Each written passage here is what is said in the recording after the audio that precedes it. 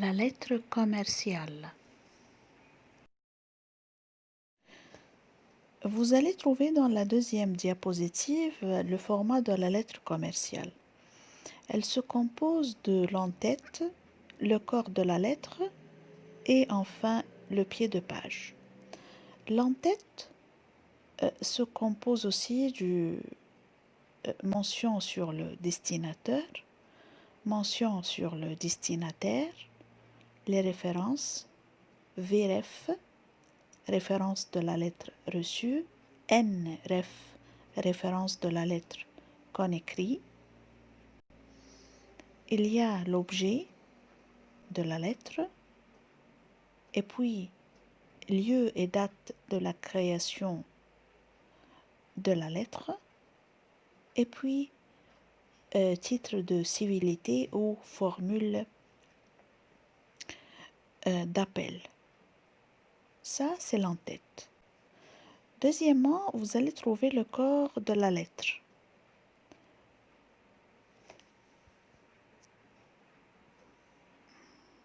Le corps de la lettre se compose de l'introduction, le développement, la conclusion et la formule de politesse. Vous allez trouver dans l'introduction, ça commence par le 25 octobre 2019.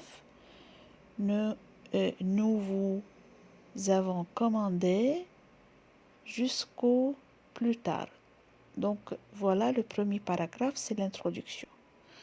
Et puis le développement, ça commence par votre accusé de réception jusqu'à article. Et puis la conclusion, ça commence par en conséquence jusqu'à mesure. Et on fait la formule de politesse. Veuillez agréer, messieurs, nos salutations distinguées. Et en fait de page, vous allez trouver le pied de page, c'est la signature, le directeur. Et le PJ, c'est les pièces jointes. Et ça se termine les différentes parties de la lettre commerciale. Venons maintenant à la troisième diapositive et l'application.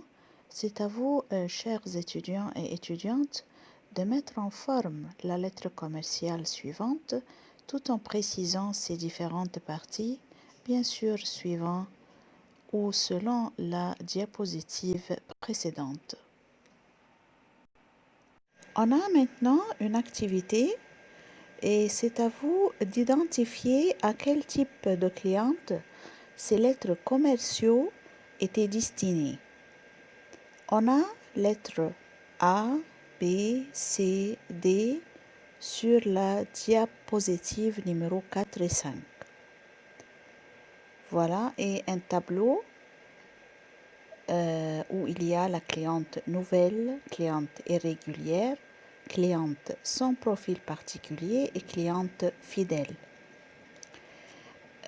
Nous pouvons dire en résumé que la cliente fidèle, c'est une personne qui commande, achète régulièrement. Et dans ce cas-là, l'entreprise aura pour objectif de maintenir la relation. Pour la cliente nouvelle, c'est aussi une personne que l'entreprise aura pour objectif de séduire, pour ensuite l'inciter à acheter. Enfin, la cliente irrégulière, c'est une personne qui achète, commande peu et l'entreprise doit la relancer régulièrement.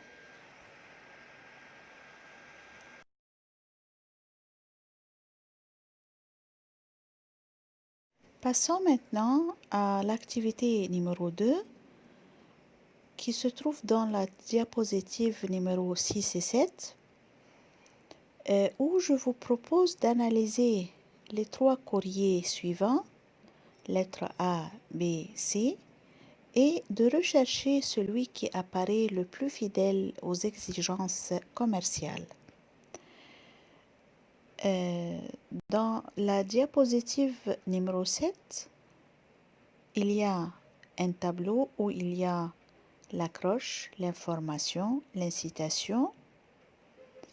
Et j'ai écrit nota bene que pour qu'une lettre soit commerciale, 3 éléments sont indispensables à la rédaction.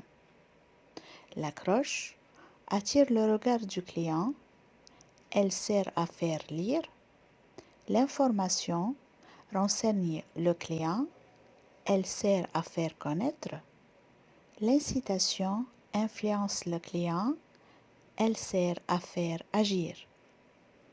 Alors, je peux vous donner la réponse tout de suite et dire que la lettre B, c'est la lettre qui présente toutes les caractéristiques d'une lettre commerciale.